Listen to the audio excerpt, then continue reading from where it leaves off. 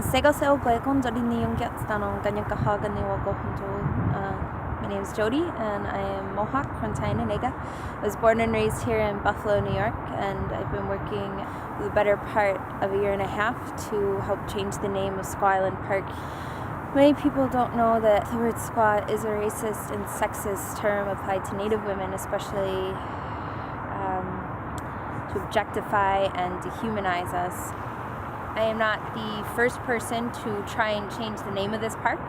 At least as far back as the 1960s, there have been other people that have attempted to get the Buffalo Common Council to change the name. However, usually it falls flat. The Common Council lets it die, and people never really hear about it again. Public hearing, seconded by Councilmember Ferguson. Is there anyone here to speak on this item? 475 applicant. So, was there no opportunity for the public to speak on the matter of the island? There is another item, isn't there? There's actually another item coming up. You can speak right now. Thank you. Sorry for the interruption. 475 applicant. There aren't definitive nouns in Iroquoian or in Algonquian languages, even though that sound does denote like a female, a woman, or a girl. And so, that aside, let's assume that it does mean just girl or just woman. It's still offensive, and like, you know, you can see it kind of played out up there. Think about the word boy that was used in the South before, and even into today, is that technically boy does mean a young man, but it was spoken with a whole other tone, and so it developed this whole other meaning and this whole other history behind it that makes irrelevant what it actually means. And you know, would you say to your wife or your mother or your sister or your daughter or whoever, like, girl, I would like some water, woman, please bring me my dinner, or whatever the case may be. So when you're just taking this word and applying it to all women, it just kind of reduces them to this vague, you're all the same gender with all the same genitals, so it doesn't really matter what word. I'm frequently asked also what I think the new name should be, and I'm a firm believer that it should return to the original Seneca name for the island, which I believe is pronounced as Didiotwanagotu, which means divided island, since there is a creek that runs through this island, thus dividing it. But I think in returning it to its original Seneca name, it validates not just the historical presence of the Seneca peoples here, but also their continued presence here, as well as their relationship to the land that predates any settler contact.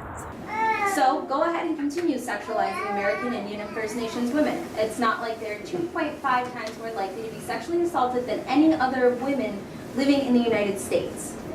And so when people say to me, it's just a word, it just means Native woman, it just means girl, you're completely ignoring the risk of living day to day as Native women in the United States and Canada, as well as the way that the United States and Canadian mainstream cultures view us. And that is what is embodied in this word squaw. And so here's some statistics. This is a US study, and it was done by Amnesty International as well as the US Department of Justice in 2000. So you have the United States government admitting that things are really effed up for Native women in this country, which I think that says a lot if the US government is the one that's saying things are jacked up.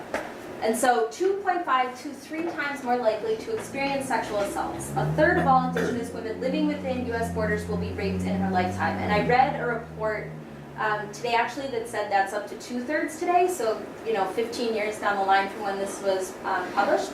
But 86% of these assaults are perpetrated by non-Native men. Non-Native men who presumably grow up in the dominant culture with the image of the squaw as constantly she's just a squaw, right? She's not a woman, she's not a girl, she's not a mother, she's not a daughter, she's not a sister, she's just a squaw. And so in Canada, there's this hashtag MMIW references murdered and missing Indigenous women. Wow. And so almost 2,000 murdered and missing Indigenous women since 1980, and that's within Canadian borders. There have been little to no investigation, including high-profile cases. There was an actress in Vancouver who went missing, and the police refused to respond. My name is Jody Miracle. I live on Norwood Avenue in Buffalo, New York. You all know who I am at this point. But after talking with various official representatives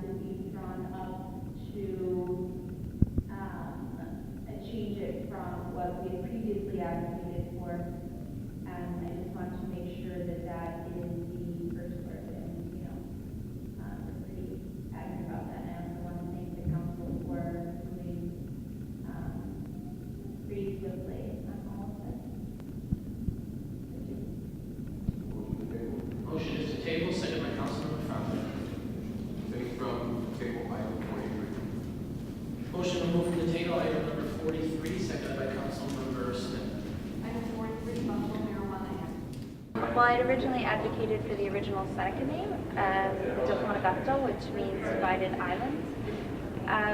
After talking to people, I understood why some people would think there was a negative connotation, because the creek that had split the island is no longer there. And since all of our words for places are descriptive of the place itself, it was no longer an appropriate name. And so somebody had suggested Gatnagoyo Island, and that word is the Seneca word for one good mind, which is one of the central concepts to Haudenosaunee intellectual and political traditions. And it seemed very fitting that word embodies kind of bringing together people's minds towards consensus, which is exactly what we did. And one of the other positives of choosing a new name for this island instead of going back to the Seneca name is, the original Seneca name, is that, you know, it's a contemporary process of naming a place that people from all nations use and enjoy. And I think that holds a lot more power than just using, you know, our historical presence. It really brings us to the present